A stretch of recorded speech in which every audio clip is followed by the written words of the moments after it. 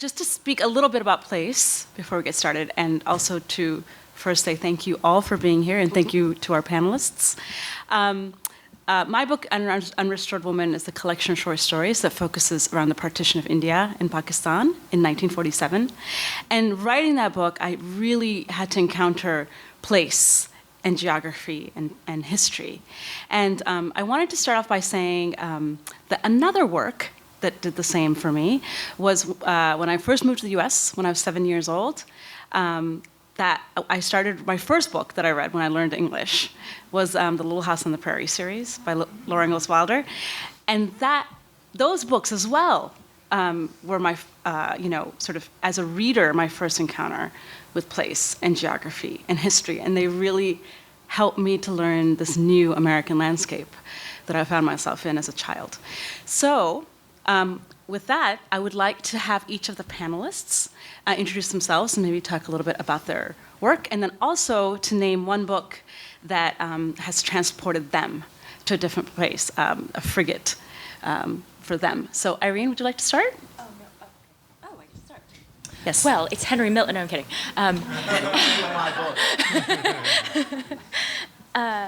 Okay, well, I thought I would mention Robert Haas's Field Guide, because I read that kind of obsessively when I was living in Hong Kong and missing California a lot. And I feel like, I think you all know Bob Haas here in Berkeley, right?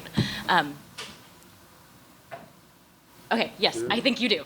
And I think it was his attention to just the landscapes of California, particularly Northern California, and the flora and the fauna, and the sense of a body and space that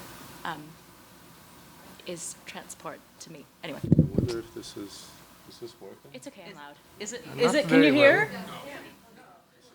If you could move it closer when you speak.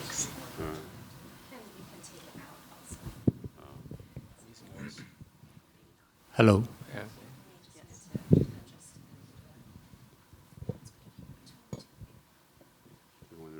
No, I think they all heard.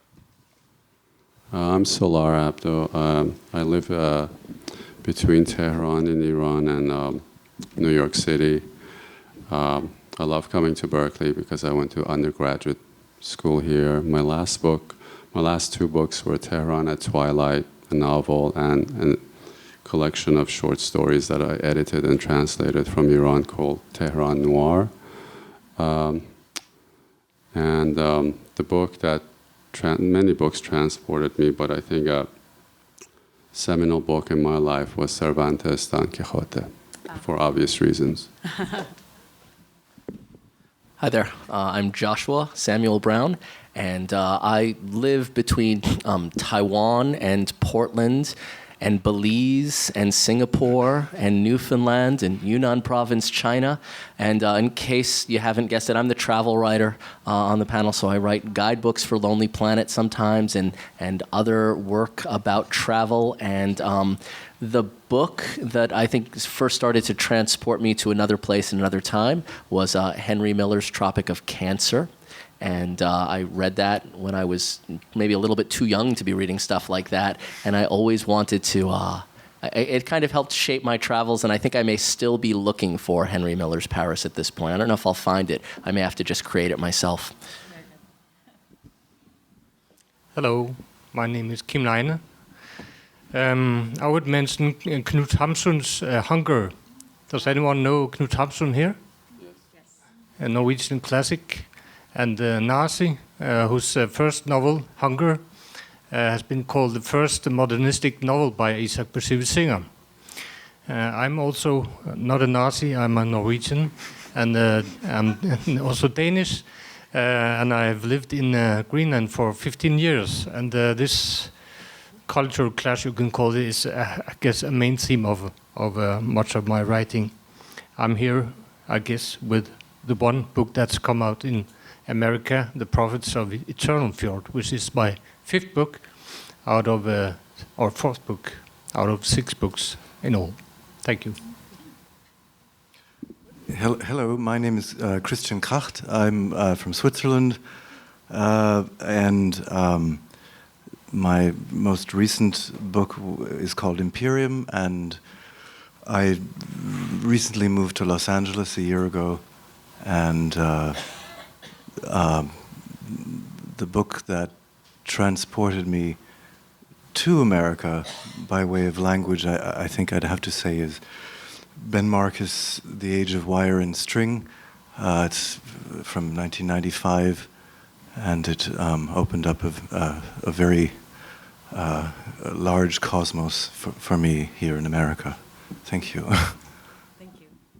Thank you. Okay, there are many aspects to place, and we could talk all day about this, but I want to open up just a few of the portals of place. And I want to start with Kim, if you don't mind, and ask you, your novel, The Prophets of Eternal Fjord, it's set about in 1700s, approximately 200 to 300 years ago. So what are the challenges of, placing a narrative and capturing that place that's in the past? Can you talk a little bit about that? Well, I could say something about what I use the historical setting for. To me, it's not about being historically accurate. It's more about using the historical setting as a sort of Verfremdungseffekt or alienation effect, where almost everything is different and exotic and strange, but where the things that we all have in common and also have in common with the characters of the novel stand out extra clearly. This is what I use the historical setting for and the historical novel. It's also, I think it's also funny to do some research into the history of Greenland and try to recreate it in a novel. But it's not absolutely mandatory that it's accurate. I don't think so. Yeah. So what can you name one thing that maybe is the same, sort of a universal human thing that you tried to capture, that it was true then and is now? Well, the protagonist of my novel, Morten Falk, I see him as a sort of an early modern man, and the modern man is a split person because he has left God, and this is the situation for all modern human beings, that we have left God and therefore we are split.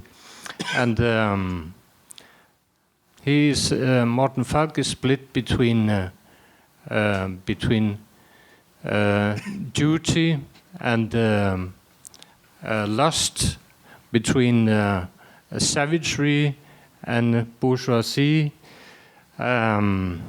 between the high and the low, and between religion and science. Mm-hmm. So he's a split person. I see that is a thing we have in common, right. Or I have in common with Morten Falk. Right.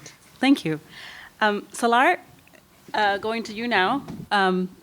So in your Twilight in Tehran, you tried to do a very difficult thing, which is to capture a place that is in conflict. And I noticed in reading your work that you talk a lot about cemeteries, which are, obvious sort of symbols of death and annihilation and remembrance. So, what other things or entities or symbols did you use to convey a place that is under siege or in a state of war? I actually just came back from a cemetery just now with my friend. This book that I wrote. It takes place in the Middle East, in Iraq, but it was published before the current conflict. I just happened to have found myself once again over there during the past year, and living day to day with men who have to make incredible, and sometimes women, but mostly men, incredibly difficult decisions about everything. I don't know if I'm going to be able to answer your question about symbols, because what I've experienced and what I try to put in that book, if there is a theme, is that the theme of loyalty and the limits of loyalty. And when human beings, are put in incredibly difficult situations, they have to make tough decisions, and those tough decisions they have to live with them for the rest of their lives. So if there's one thing I tried to capture in that book, it was that, and then having to relive it again in the past year has been pretty poignant for me. That's it. Thank you. Irene? It's hard to see the people at the end of the table. So in writing my own book, I felt I really focused on how a woman experiences history differently than a man. So do you feel like a woman's experience of place is different than a man's? And if so, how do you think it's different? Okay, Because wow. you do have a very poetic sensibility in your work, Letters from Taipei. Well, I was gonna say something about like hunting and gathering and how like you remember the locations where you get food, but I think that's not the answer you wanted. No, but it can be though. Yeah. No, I will. So, if you want to phrase it in a particularly gendered way, I would say that often, and I forgot to say like where I live, which is kind of nowhere. I feel that like.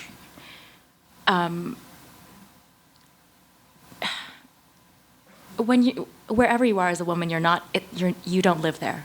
It's not your space. And I feel like my personal experience has been to wander and to gather things that were not put there for me to get,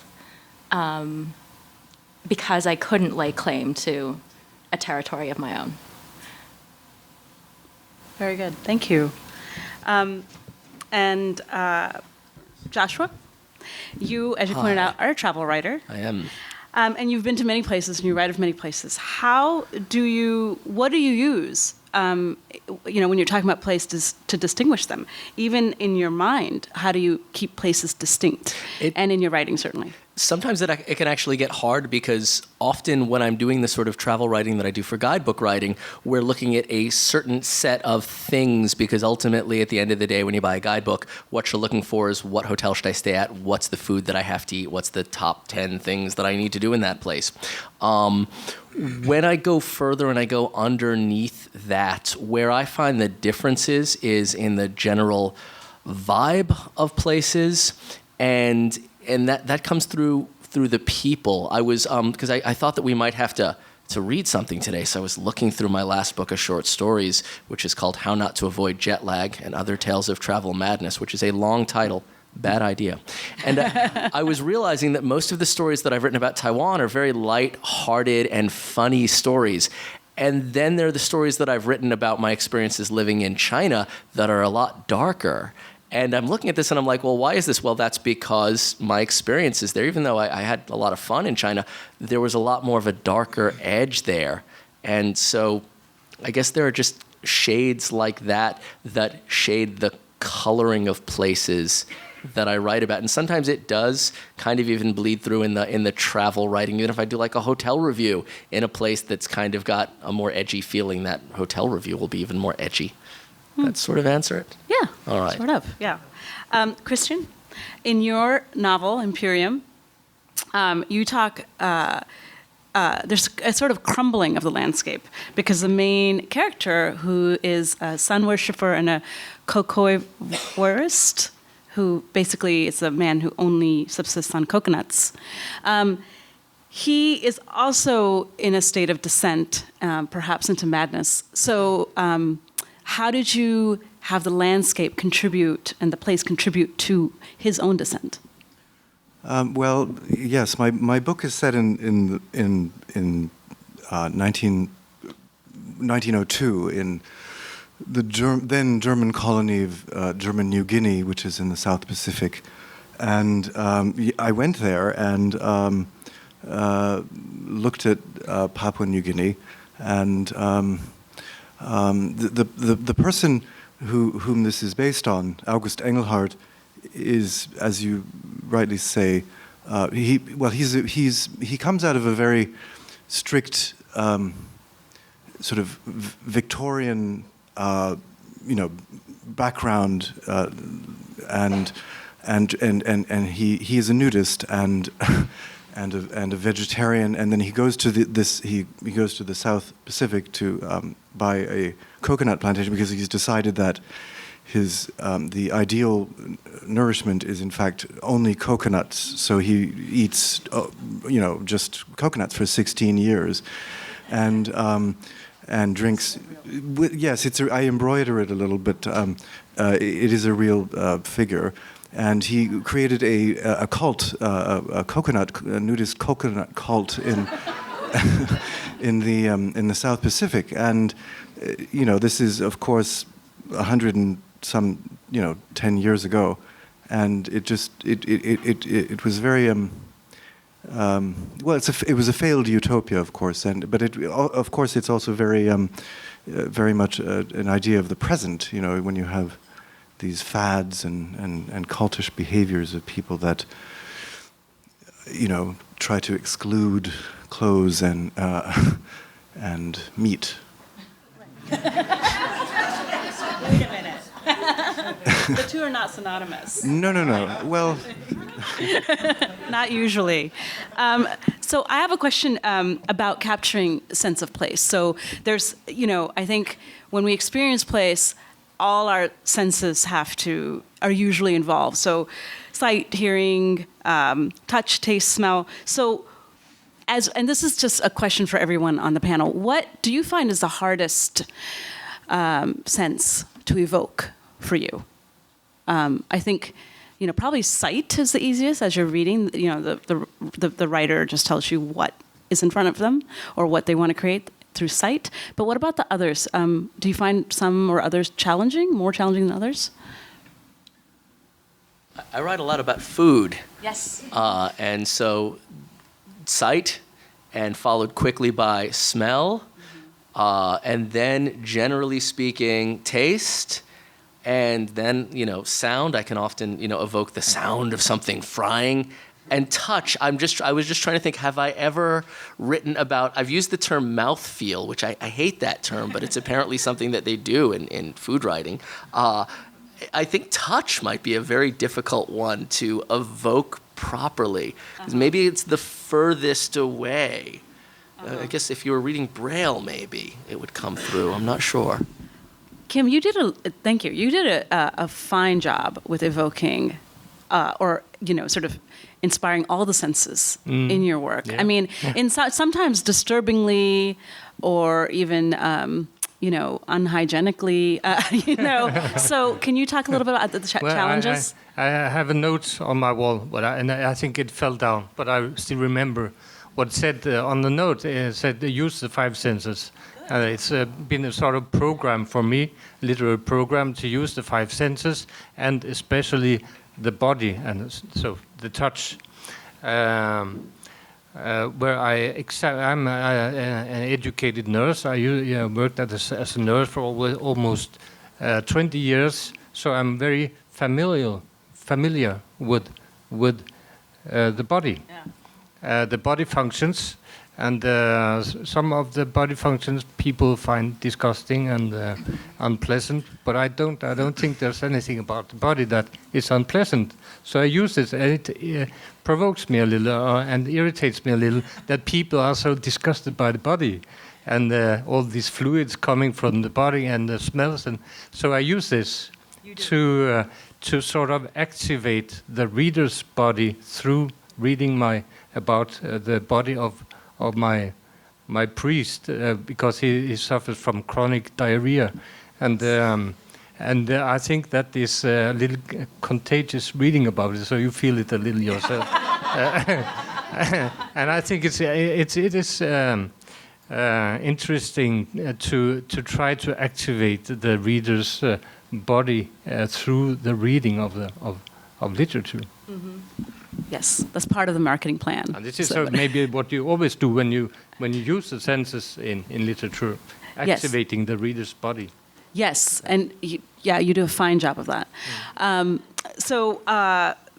I know you've all traveled to the places you've written about, but do you think that's strictly necessary as writers to travel? And Salar, you do a lot of journalism as well. So, but do you think about writing of a place, or have you written about a place that you haven't traveled And are there specific challenges to that? Because in my stories, I didn't go to the border between India and Pakistan, but I had to do a lot of research and image searches to sort of understand the landscape. So any thoughts on writing about a place you haven't been, or is it necessary to do so?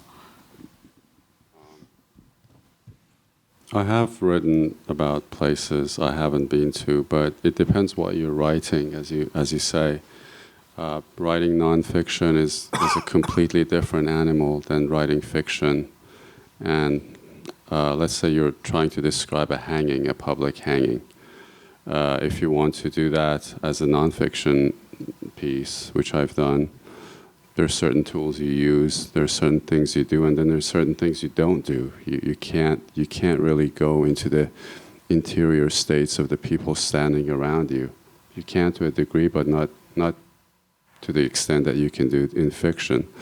But for me, writing nonfiction particularly, and also fiction, but nonfiction, I really need to go. I'm one of those writers. I need to go to some of the places that I go to, and in Persian we say I rub the oil of the difficulty on my body. I know it's going to be a tough thing, and I do it because it's a whole different level. It's a whole different of layering and texture that you can give to a situation in nonfiction if you've been there. But you can also do a lot of research. Research goes a long way to get you there. But for me, my personal taste, my personal preference is to visit the place if I can. Thank you.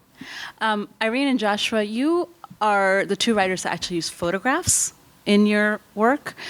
And so I have a question, Irene, maybe you can start us off, either one of you. How do you can't, when you're trying to capture the essence of a place, you can't just pick the beautiful spots or the tourist spots. That's not going to necessarily convey a kind of evocative sense of place. So how do you walk around with your camera and choose what to photograph?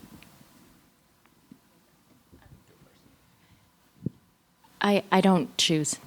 I think the subject chooses itself first, and then I was thinking about your question about the senses, and for a long time I never would take pictures of people, which is actually pretty difficult to do when you're in Taiwan or in Asia. There are always people everywhere at whatever hour. I tended to focus more on objects. And I was thinking about this also in the context of the question you just that Salar just answered, because I was thinking the other book that I could have mentioned was Alice in Wonderland, as a book that transports you to an alternate space that of course no one has ever visited. I mean, of course, all of us have visited, right? Oh my God, I'm just wandering around. The photographs, and you said they choose themselves what you'd photograph. Right.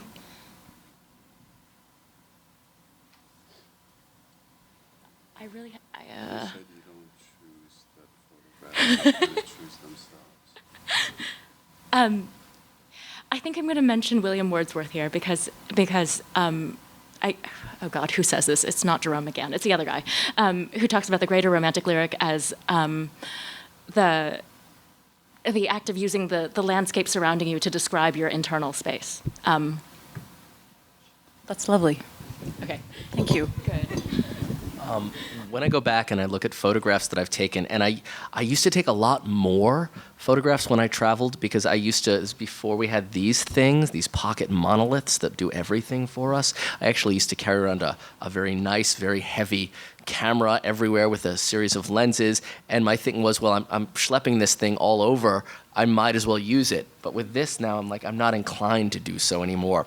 But when I go back, because everybody can, when I go back and I look at my photographs, those beautiful landscape photos that I, took that special wide-angle lens for, I don't even care about those. I don't look at them anymore. They're pretty, but they're gone. The photographs that I look at and the photographs that inspire me to want to write stories are people, generally. And I have that same shyness about taking pictures of people, but I'm just sort of mentally going through the various photographs that I have, in my collection that I would write short stories about, and things like, a man in an army uniform begging for food in Kunming, which I shot while I was researching a book there and wanting to know what his story was. A woman with, 3 cats smiling, also begging for money in the same space. I find that it's the pictures of people that are most evocative for me and that most inspire me to write stories about looking at a place through the eyes of people. But often it's the pictures of the people that make the triggers for me. Looking at like a landscape portrait does nothing for me, even though that's what, the promotional work, that's kind of what they want. But Oh, thank you. Kristen, you traveled to the Papua New Guinea, you mentioned. What were your impressions of, what did you, sort of get off, when you got off the boat or whatever, like, what did you think, I have to capture this about this, sort of far land?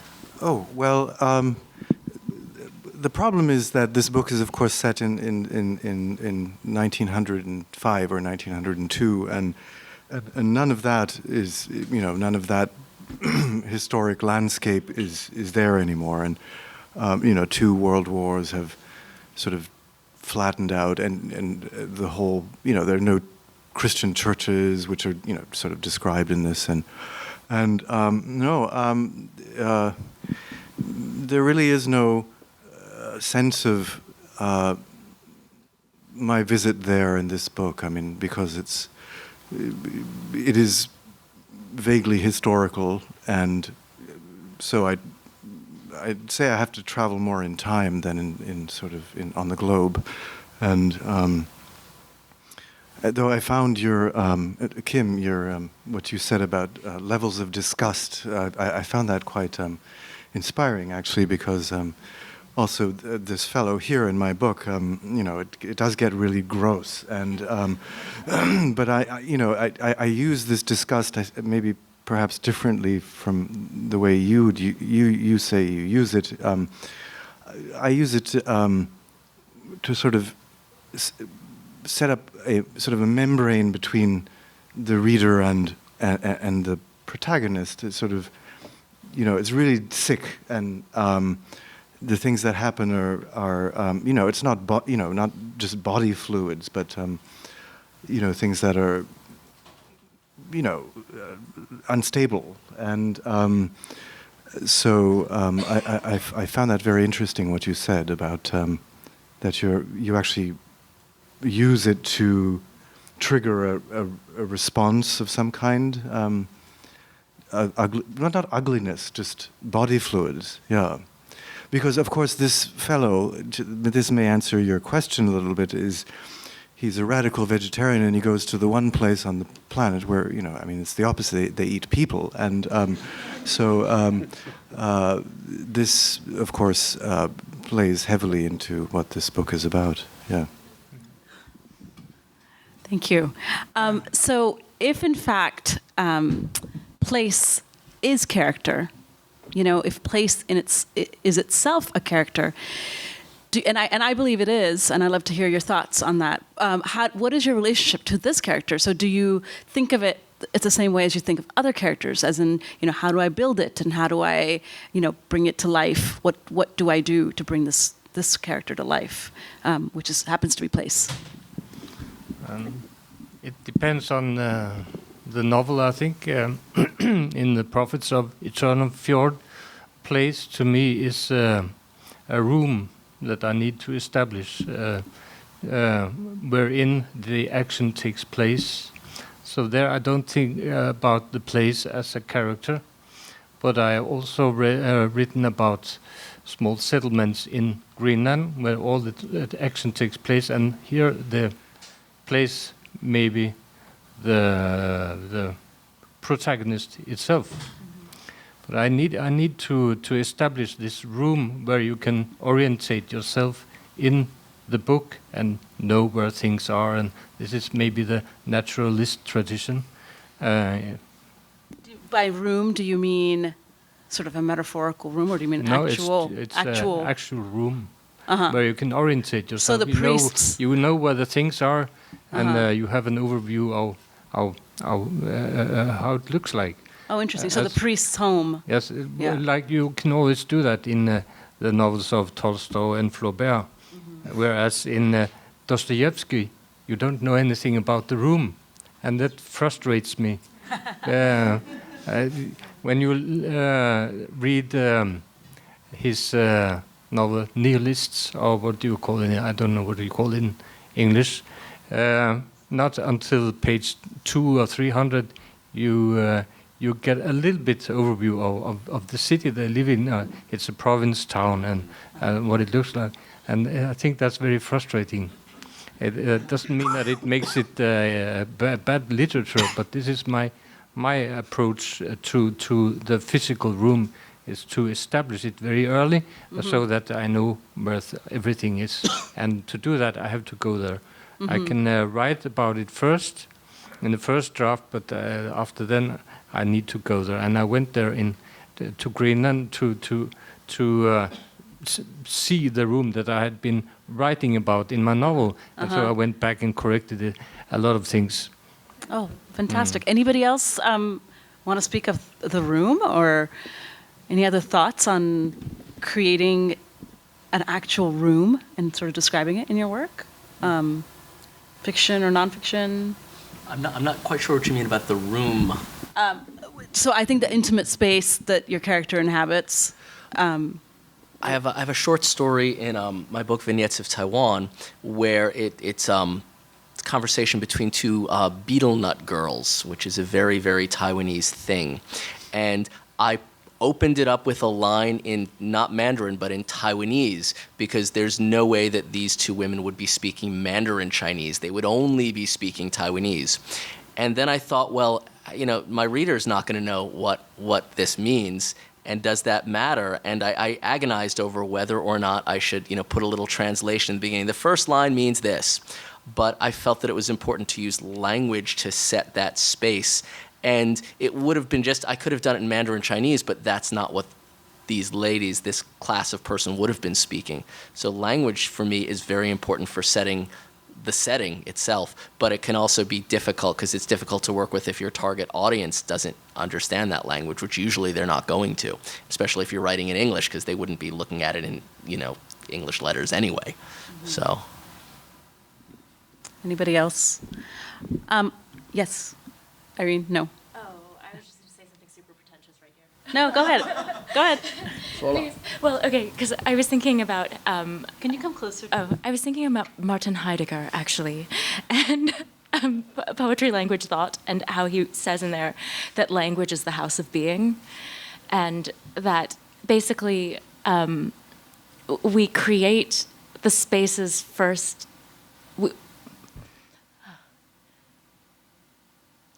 that the language that we're given to use allows us to build a temple that we can then animate with the gods, which don't exist until we create the space for them to descend. Okay, that's all. I have an odd question that I'd like each of you to answer. Have you dreamt of those places that you write of? Have you dreamt of the actual places that you write of? I mean, some of you live there, but I'm just curious, the ones that you created in your works. Well, I do use dreams. I mean, but I've never dreamt of these actual places. I mean, I don't know, I don't remember, but I use nightmares a lot, and I don't think I can't remember dreaming about the South Seas. No. And you've never dreamt of August? No. He's no. Okay. No. I found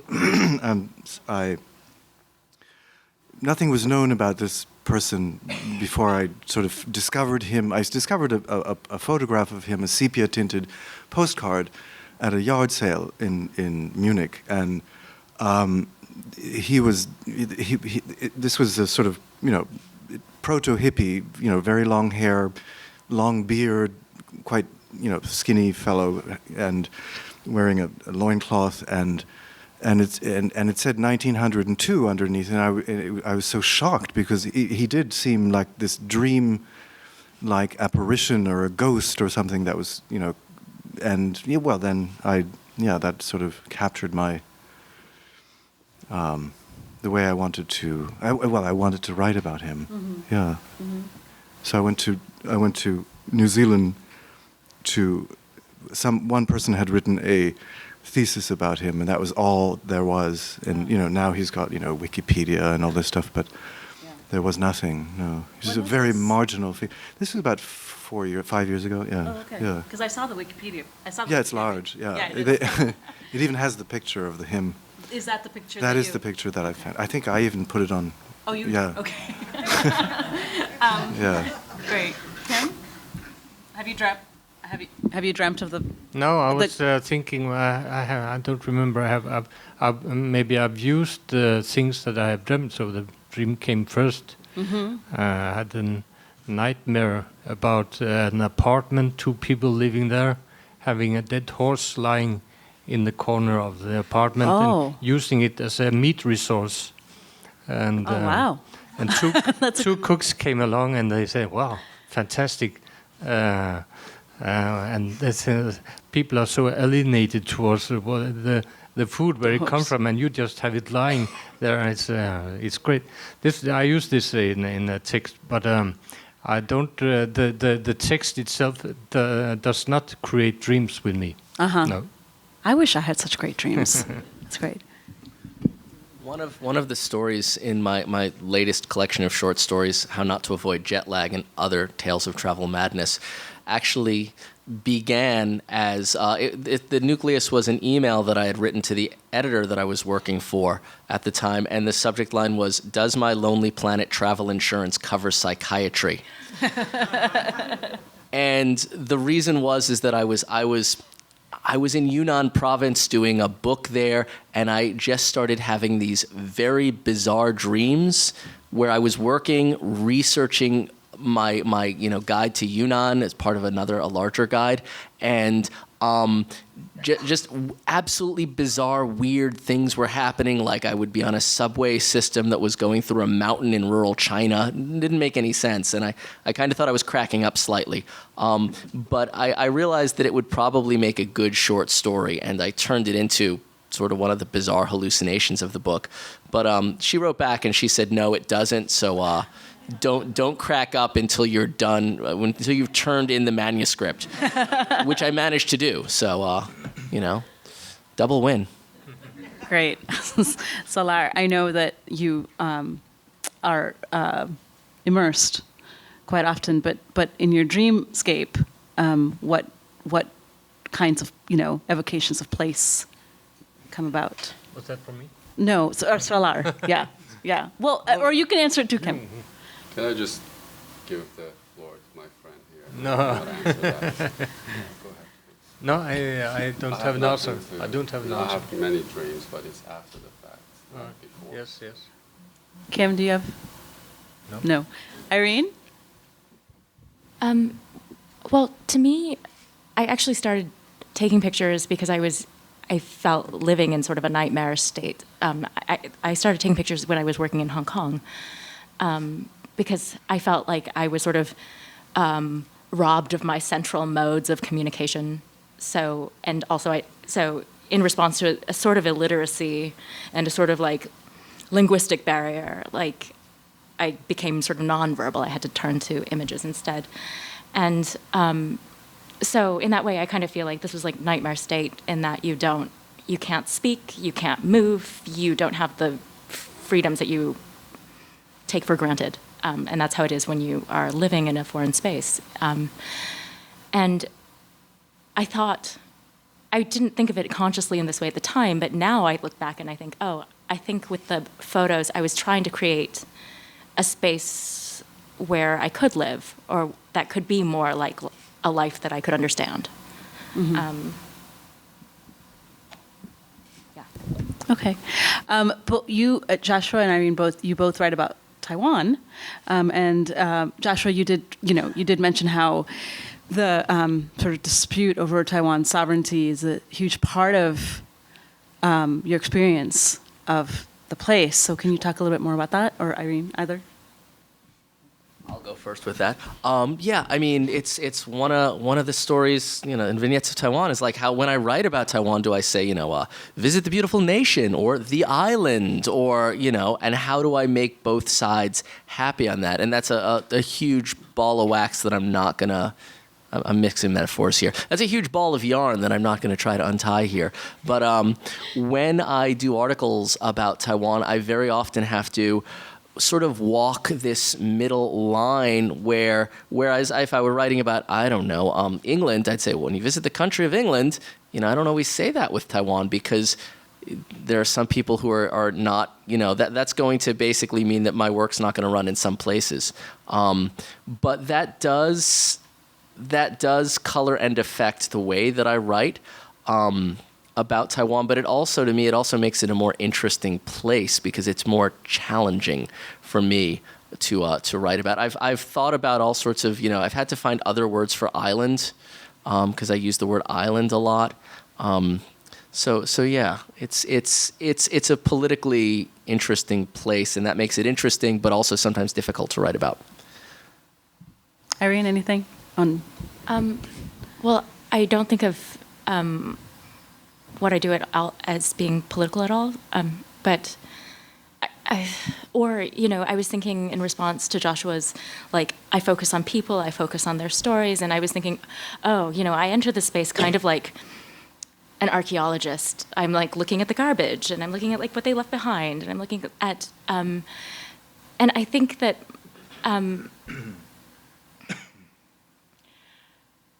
one thing that impresses me very much about Taiwan is that people feel like they can vocalize about their political desires, and that's a moment of like active assertion. But what happens when, like, in daily life? What is the remnant of the daily life that doesn't overtly demand anything? I think I'm very, like... Okay. I say one more thing. Please. That's it. Yeah. So I'm working, I've got a novel coming out at the end of the year, and it takes place in Taiwan, and because it's fiction, I get to make fun of the reality of the situation, and I've got one scene in which the main character has to run towards the embassy, but of course the American embassy in Taiwan, there isn't one technically, and so there's just this running gag where it's, the embassy that isn't really an embassy, the Trade Institute, and he keeps trying to say it, and people are like, no, it's not the embassy, it's the American Institute in Taiwan. I know, but it does exactly the same thing right, but you can't say that it's an embassy. So for me, using humor, I'm kind of trying to use humor to get around the ridiculousness of it in some ways. Okay, so that's a way that you evoke place, right? Is with a humor. With humor, part at times, right? Yeah. And in this case, I think that it works because if you've got a situation that's so complex and just making fun of it a little bit kind of lightens it. Yeah. And in the same vein, Kim and Christian, you both write about places that have been colonized. So can you talk a little bit about experience of writing about a place that's colonized? So you're talking about, two sets of people, the colonized and the colonizers, and how they impact place. Yes, I had to choose from which position to write from, the point of view, and that's a problem for me because I went to Greenland in 1989, and I did it to get a new identity, to get a Greenlandic identity, and put on the Greenlandic identity, and felt I became a Greenlander. So they started calling me Kelek, which means a real Greenlander, or it really means fucking Greenlander, but I thought it meant a real Greenlander. This is sort of the identity that I brought with me back to Denmark when I started writing, and felt that I had to be loyal to the Greenlandic identity, but also to my protagonist, who is Norwegian, Danish. He's one of the colonizers going to Greenland. So this was a conflict of point of view, you can say. But it's a good conflict because I use it as a conflict inside the novel. Yeah. Well, I did notice how the indigenous, like the native peoples of Greenland were so much more comfortable in their surroundings, obviously, Yes. and you evoked that really well. So like a discomfort and almost like a maddening discomfort, that the colonizers experienced was quite apparent. It was a very hard life for the Danish colonizers. I think they have lived for 2 or 3 years, and then they either returned to Denmark or they died from scorbut and infection and so on. So it was a very hard life for them. All their food was rotten because they didn't want to eat Greenlandic food. And they only ate their own food that they brought with them on the ships from Denmark, and old rotten food, and cold and dark and wet, and building Danish houses in Greenland and living in them. So it was terrible. So they died. It was a very hard life, and the Greenlanders were in their natural surroundings, of course, so more comfortable for them. Can I just ask you a little bit about Greenlandic food? Thank you. No, what would it be, or what was it before the Danes came? You have some sort of mainstream dishes. You have just boiled seal. You boil it with rice for 1 hour, and the soup gets very thick because of the rice. The starch in the rice makes it thick. A very tasty soup. I like it. But you also have the intestines of the seal, and you have rotten seal brain, and there is a Greenlandic shark that you just put in a bucket and leave it for about 3 weeks inside the house. It smells like you've kicked over the toilet bucket, and the men didn't eat it. They said, "This is for women's food. Don't eat it." So I didn't taste that one, but I tasted all the other things. Yes. Thank you. That particular dish that you just mentioned, they also have it in Iceland. It is the only dish that I have ever not been able to finish as a travel writer, that I was given to specifically to write about, and I had one bite. The rotten shark, right? Yeah. It's like a little cube of something dipped in horse urine. Why do they rot it? Well, things do get rotten, and traditionally, I think they've just been forced to eat rotten meat because there was nothing else. And when you keep it under controlled, in a controlled situation or circumstance, it doesn't harm you. It's not dangerous, and it smells like old cheese. If you've been in Belgium, you will be familiar with the smell of Greenlandic specialities, and it doesn't really taste anything. It just smells much stronger than it tastes. I see. Yeah. So it's very aromatic Greenlandic food. I wanted to just briefly also say about the coconut that what one can do with it is if you are away from doctors or clinic and you need a transfusion, or you need sort of a drip, you can hook up the coconut to your to your veins or arteries. I don't know which one.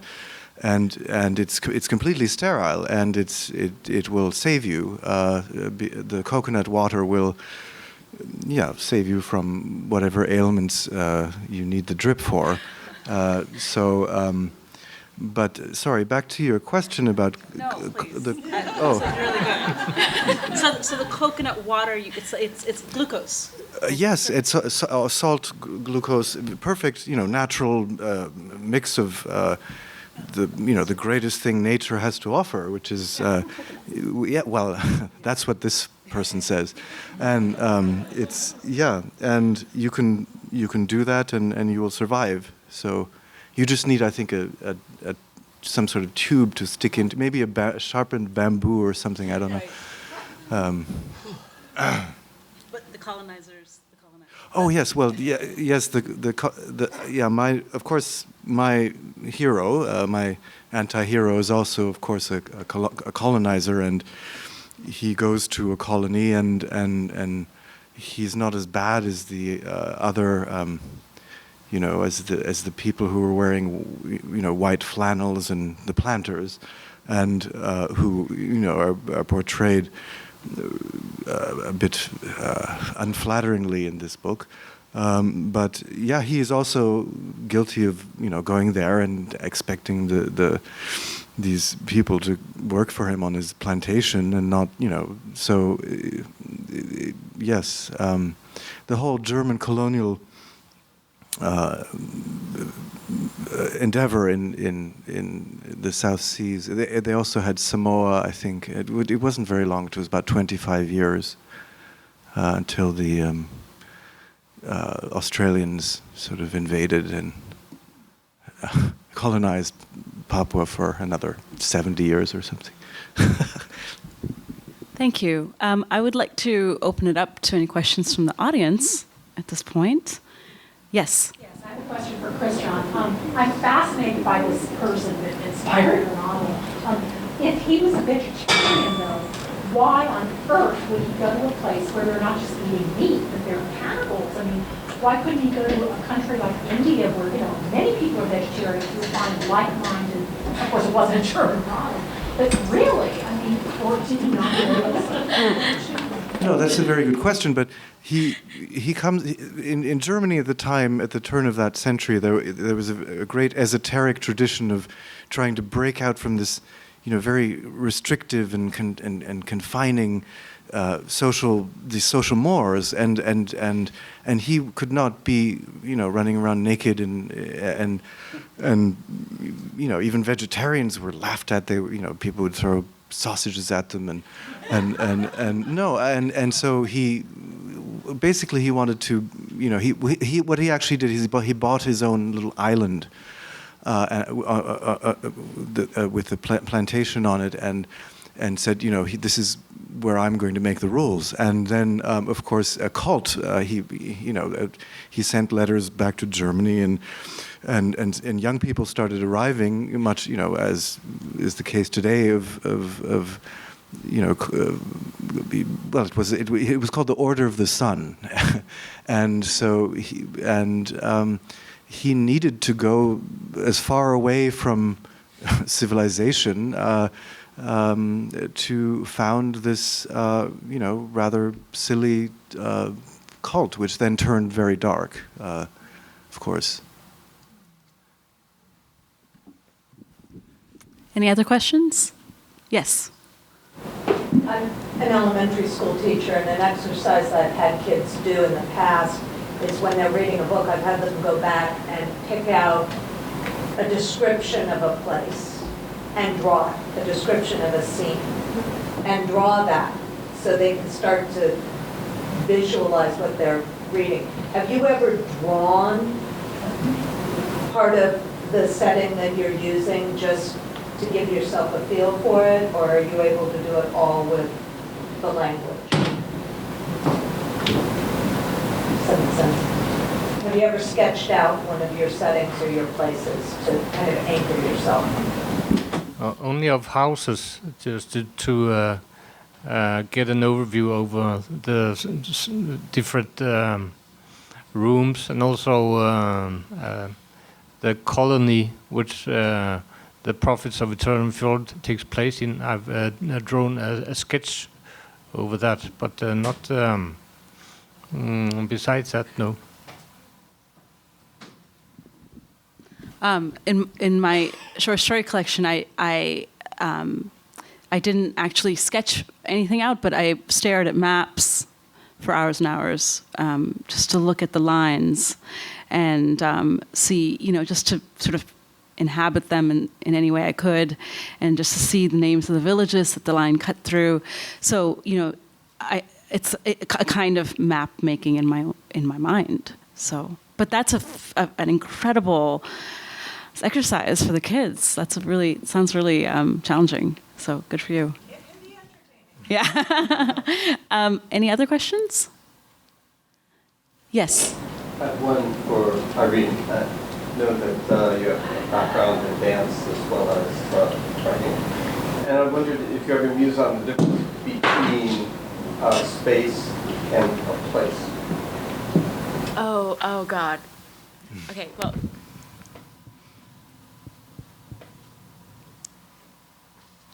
I know just who could answer this question because a friend of mine wrote her dissertation on either place or space, and I can't remember which one it is, but she was horrified because at her defense, her advisor kept saying space or place instead of space or place, and it really messed things up for her. But I was thinking also about the map making and so I've also taught, and I've done that exercise too with, for instance, a poem like Kubla Khan, which, if you think about it, the landscape is completely impossible, and there's this chasm, and there's the fountain, and there's the pleasure dome, and there's the dimensions.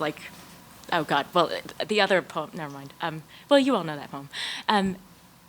But I was thinking about how dancing is actually a way of mapping space, but it's not just about being in the space with your body, but actually engaging all the senses in a nonverbal way. I think of it as a mode of perception. I don't think that's the answer to your question, though. Yes. I have just a question for Christian. The difference between the literary society in Los Angeles, where you're living now, versus Switzerland or Europe seems quite a big jump. And do you feel that difference? Is there? And then you're writing about. No, I'm very happy in Los Angeles, and I think it's a good place of exile, and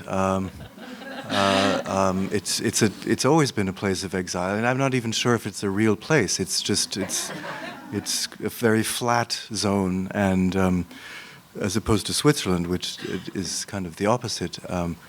Though I've only been there for a year.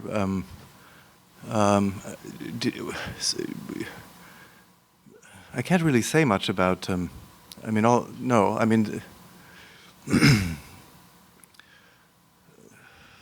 can't really say much about the literary scene of Los Angeles. I don't know. But it's certainly a very wonderful place. I feel very fortunate to be living in Southern California.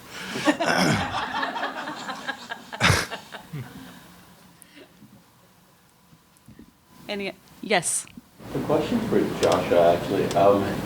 So I've used a few travel books over time, and I've always been curious about how they're sort of compiled. When you say you're writing about a place, do you go in the places, say in LA, that you're oh, this is a must visit, or this is a market you must check out?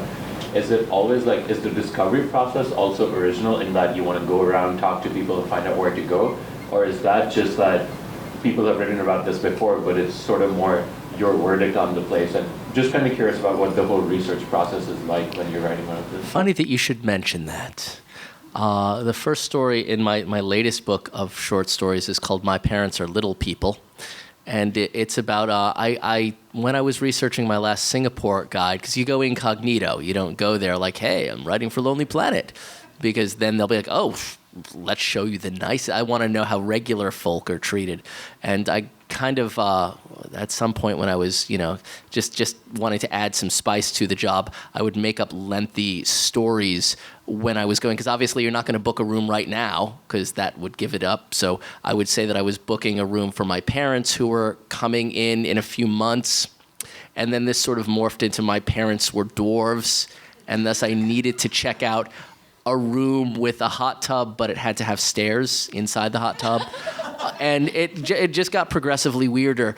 But and that's so when we go, I always go incognito. It's difficult, like in Belize, because I've done 3 books on Belize. Now everybody knows me there because it's a really small country. It's like, oh, and then like people will Facebook their friends. Oh, the guy from Lonely Planet is coming down to, Punta Gorda. So then people know that I'm there. Like the police are there waiting for me. Hey, this is my brother's hotel. You got to go right. Okay, no problem. One of the things sort of to veer back into what you asked is sometimes what I'll notice is someplace will be written about by other guidebook writers, and it was originally, like there was one proto guidebook writer who wrote about the place in like 1988, and it was great, but now it's 2016, and it's had like 16 different owners since then, and yet every guidebook is putting it in because it just has always been in guidebooks, and then if you go there, it's like, wait, this isn't even like the same place, and so you have to switch it out. But often, I think that somebody's actually coined the phrase, lonely planetization, where you have like 12 food stalls outside of a major attraction, and 11 of them are almost empty, and then one of them has a line of, Belgian backpackers or something there, and that's because, well, this is the place that has always been written in the guidebooks, and so I try to shake it up sometimes. And then, so just to follow up on that, most guidebooks aren't written by people who live in the place usually, or like born and raised, so to speak. So you talked about Belize compared to someone who was, say, born and raised in Belize. And so sort of to flip the question, do you think if you would write about America, would you just have more context to every single thing you write? And then looking at the world of guidebooks, do you think guidebooks suffer because of that, or they're like enhanced because of the fact that the person's new to a place? It's actually, that's a really good question. And I've never written a guidebook about America. And I think that may be, I know people who do, I know someone who writes about the Pacific Northwest and they've lived there all their life and they're very, very good at it. For some reason, I feel like I need to be able to see a place through eyes that are knowledgeable and familiar to that place, but slightly outside of it. Like when I walk around Taiwan with my Taiwanese friends, it's like, they're like, oh yeah, it's another temple. Oh yeah, it's a monk burning. And I'm like, no, that's fabulous. That's awesome. That is the cool. Oh, I've been seeing that. I used to walk to like elementary school. I've been seeing that guy for the last 20 years. It's nothing. I'm like, no, that's totally cool and interesting. So having that outsider sensibility, but also you know it enough to know where to look for it and how to describe it to somebody. So it's that middle ground, I guess. Thank you. Any other questions? Yes. Again for Josh. I once ran into a Lonely Planet guy, writer, who was researching a certain place. I have an alibi. Oh, sorry. And I just went around with him for a couple of hours in one city, one place. And the life it seemed like the exact opposite of what travel should be like. Are you on the clock at certain times and then you enjoy yourself and really explore new things at other times?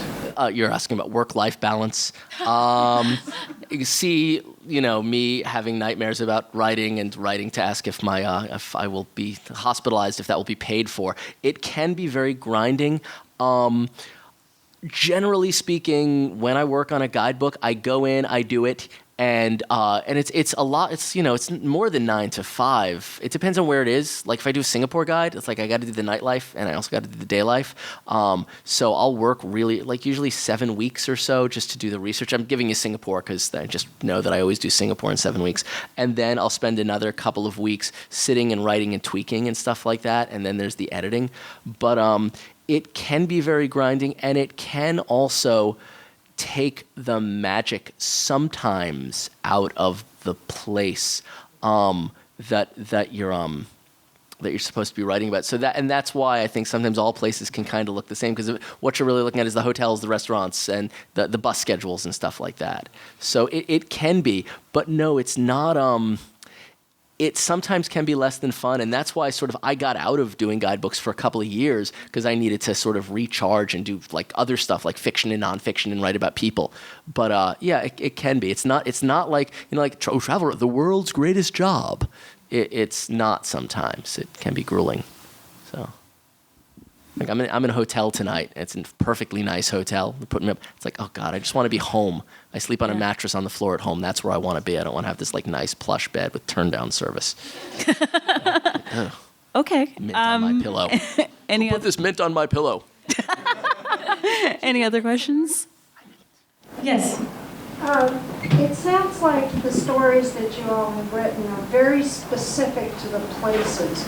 Do you ever come up with story ideas and then have to figure out where to set them? Good question.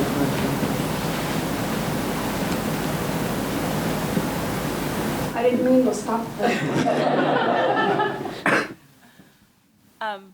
Well, I'll just start by saying that I usually come up with characters first, and then I try to figure out where to take them. And for that, it can be, it's an interior journey as well as an external journey. And to me, the interior journey is a little bit easier to capture than the external one. So places are, and to evoke places is challenging for me. So I always come up with the easy part first, which is the characters. And so yes, I do, I think, search for place. Anybody else? I think that in my novels, the place itself is the main trigger of the story. So it gives itself where it takes place.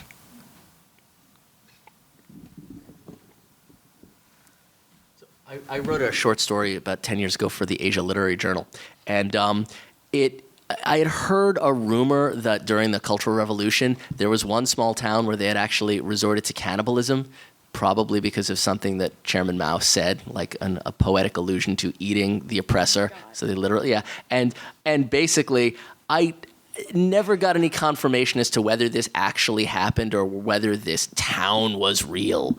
But as the time I was living in southern, in Yangshuo, which is this place with these beautiful toothy fanged mountains. They look like dragon's teeth. That's like the illusion that all the writers is Dragon Tooth Mountain. I didn't invent that. And so I thought, wow, it would be cool to put that town where this protagonist goes, in that place, because, the teeth eating. I just thought that was cool. So I had already thought, I want to write a story about this, but I want to put it in this town because I want to be able to surround the guy with, teeth mountains. So yeah, I guess that's one of the things. I could have put it anywhere else in China. It would have worked just as well, in the outskirts of Beijing, but they don't have those mountains there, so. Say again? Well, they're also real, and that's the cool thing, is they're metaphorical, but they're also real, so. But go visit Yangshuo. Nobody will eat you, I promise you. I don't want to, if anybody from the Yangshuo tourism department is here, well, that's all behind us. Sorry. It's empty, it's okay. So I'm thinking about Isadora Duncan and how she had this project she wanted to reinvent or revive the classical Greek dances. And she hadn't no real plan for this except she went to Greece. And she put her dancers in a ruined temple. And yeah, I think you have to go there. And the dances will come, right? Okay. Any other questions? Or no? Would any of you like to say any parting words about place as a frigate, or a book as a frigate? Of something about a frigate, yes. I was interviewed by a German academic once who asked me about my heterotopy. And I didn't know the word, and you probably don't either.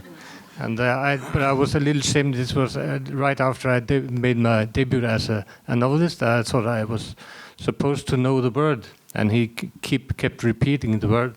What about your heterotopy? And I became more and more desperate, and he became more and more aggressive.